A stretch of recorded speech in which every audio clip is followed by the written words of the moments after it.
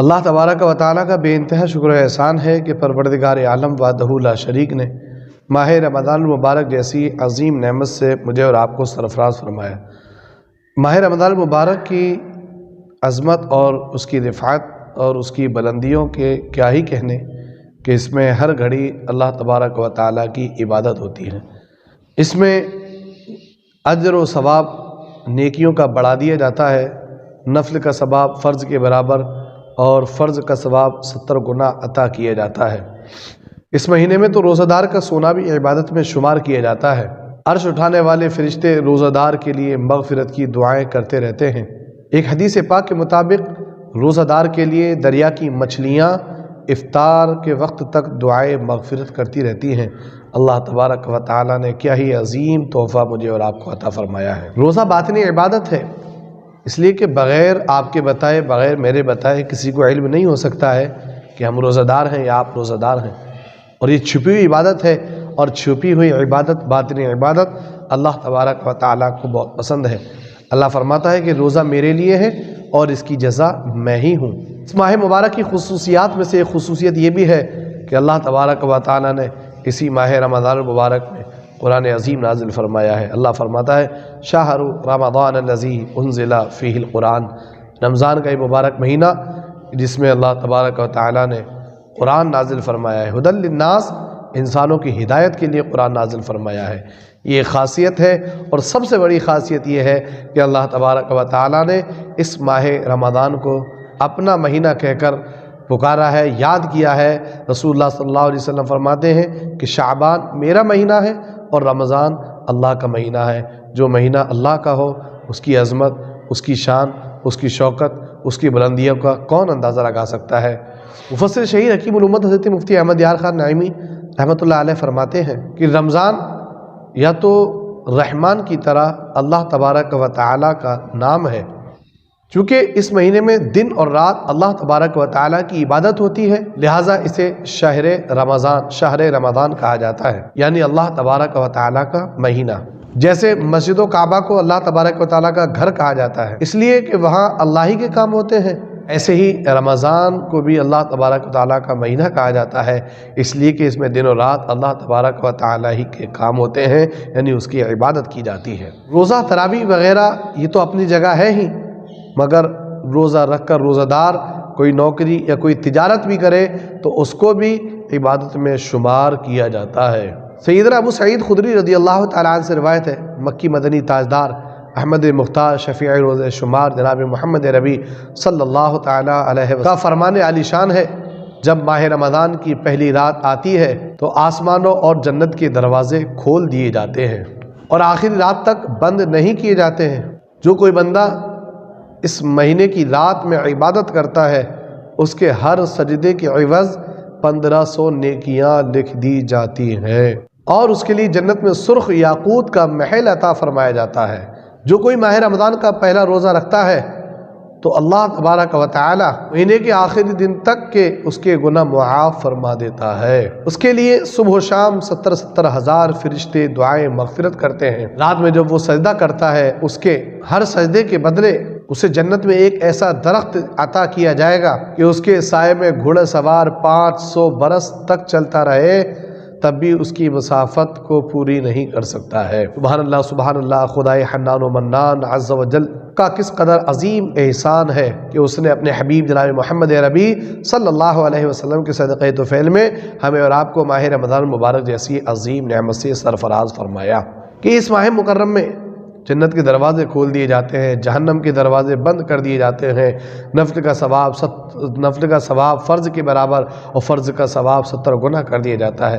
کیا ہی میرے تمہارے رب کی عظیم نعمتیں ہیں۔ حضرت سیدنا جابر رضی اللہ تعالیٰ عنہ سے روایت ہے، رسول اللہ صلی اللہ تعالیٰ علیہ وسلم کا فرمان عالی شان ہے، آقا فرماتے ہیں میری امت کو ماہ رمضان میں 5 خصوصیت ایسی عطا کی گئی ہیں کہ پچھلی کسی امت کو بھی وہ خصوصیات عطا نہیں کی گئی۔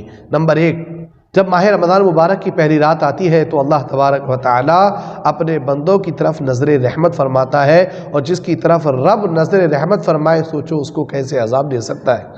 نمبر 2، شام کے وقت جو روزہ دار کی منہ سے بو آتی ہے، مجھے اور آپ کو تو وہ بدبو لگتی ہے، مگر اللہ تبارک و تعالیٰ کو وہ بو مشک و عنبر سے بھی زیادہ پسند اور خوشبودار لگتی ہے۔ نمبر 3، فرشتے ہر رات اور دن ان کے لیے دعائیں مغفرت کرتے رہتے ہیں۔ نمبر 4، اللہ تبارک و تعالیٰ جنت کو حکم فرماتا ہے کہ وہ میرے بندے کے لیے آراستہ ہو جائے، یعنی سج جائے، اس لیے کہ بندہ روزوں کی مشقت کو برداشت کرتے ہوئے جب میرے پاس آئے تو اسے جنت میں آرام ہی آرام ملے۔ نمبر 5، جب ماہ رمضان کی آخری رات آتی ہے تو اللہ تبارک و تعالیٰ سب روزہ داروں کی مغفرت فرما دیتا ہے۔ ایک شخص نے کھڑے ہو کر عرض کی، یا رسول اللہ، کیا یہ لیلۃ القدر ہے؟ رسول اللہ صلی اللہ علیہ وسلم نے ارشاد فرمایا، نہیں، تم نہیں جانتے کہ جب مزدور مزدوری سے فراغت حاصل کر لیتا ہے تو اسے اس کی مزدوری دی جاتی ہے، ٹھیک اسی طرح جب بندہ اللہ تبارک و تعالیٰ کی عبادت کرتا ہے، روزہ رکھتا ہے، تلاوت قرآن مجید کرتا ہے تو اللہ تبارک و تعالیٰ اسے اجر کی صورت میں اپنا فضل عطا فرماتا ہے۔ حضرت سیدنا ابو ہریرہ رضی اللہ تعالیٰ عنہ سے روایت ہے، رسول اللہ صلی اللہ تعالیٰ علیہ وسلم نے فرمایا، 5 نمازیں اور ایک جمعہ اگلے جمعہ تک اور ایک رمضان اگلے رمضان المبارک تک گناہوں کا کفارہ ہوتا ہے۔ سبحان اللہ، سبحان اللہ، رمضان المبارک کی کیا ہی عظیم برکتیں ہیں کہ اس میں اللہ تبارک و تعالیٰ کی ہمہ وقت رحمت و انوار کی بارشیں برستی رہتی ہیں، گناہوں کی مغفرت ہوتی رہتی ہے۔ حضرت سیدنا سلمان فارسی رضی اللہ تعالیٰ عنہ فرماتے ہیں، محبوب رحمان رحمت عالمیان سرور دو جہاں صلی اللہ تعالیٰ علیہ وسلم کا فرمان جنت نشان ہے کہ آقا کریم نے شعبان کے آخری دن میں ارشاد فرمایا کہ اے لوگو، تمہارے پاس وہ عظیم و شان مہینہ یعنی رمضان مبارک آنے والا ہے کہ جس میں ایک رات ایسی ہے جو 1000 مہینوں سے بہتر ہے۔ ماہ مبارک میں اللہ تبارک و تعالیٰ نے روزے فرض کیے اور اس کی راتوں میں قیام کرنا، عبادت کرنا، تراویح پڑھنا، یہ سنت رسول ہے۔ جو اس میں نیکی کرے گویا ایسا ہے کہ اس نے فرض ادا کیا، اور جو فرض ادا کرے تو ایسا ہے جیسے اور دنوں میں 70 فرض ادا کرتا ہے۔ یہ مہینہ صبر کا ہے اور صبر کا اجر جنت ہے، اور یہ مہینہ مؤاسات کا ہے یعنی غمخواری اور بھلائی کا مہینہ ہے۔ اس مہینے میں مومن کا رزق بڑھا دیا جاتا ہے، جو اس میں روزہ دار کو افطار کرائے اس کے گناہوں کی مغفرت ہو جاتی ہے، اور اس کی گردن جہنم کی آگ سے آزاد کر دی جاتی ہے۔ اس میں افطار کرانے والے کو ویسا ہی ثواب ملے گا جیسے روزے دار کو ثواب ملتا ہے۔ ہم نے عرض کی، یا رسول اللہ علیہ الصلوۃ والسلام، ہم میں سے ہر شخص وہ چیزیں نہیں پاتا ہے جس سے ہم روزہ دار کو افطار کرائیں، تو آقا کریم صلی اللہ علیہ وسلم نے ارشاد فرمایا، اے میرے صحابہ، یہ اجر و ثواب تو اس کے لیے ہے کہ جو کوئی کسی مسلمان روزہ دار کو ایک گھونٹ دودھ یا چند کھجوریں یا ایک گھونٹ پانی پلا کر ہی افطار کرا دے تو یہ ثواب اللہ تبارک و تعالیٰ اس سے عطا فرماتا ہے، اور جو کوئی روزہ دار کو بھر پیٹ کھانا کھلاتا ہے اللہ تبارک و تعالیٰ اسے میرے حوض کوثر سے سیراب کرے گا۔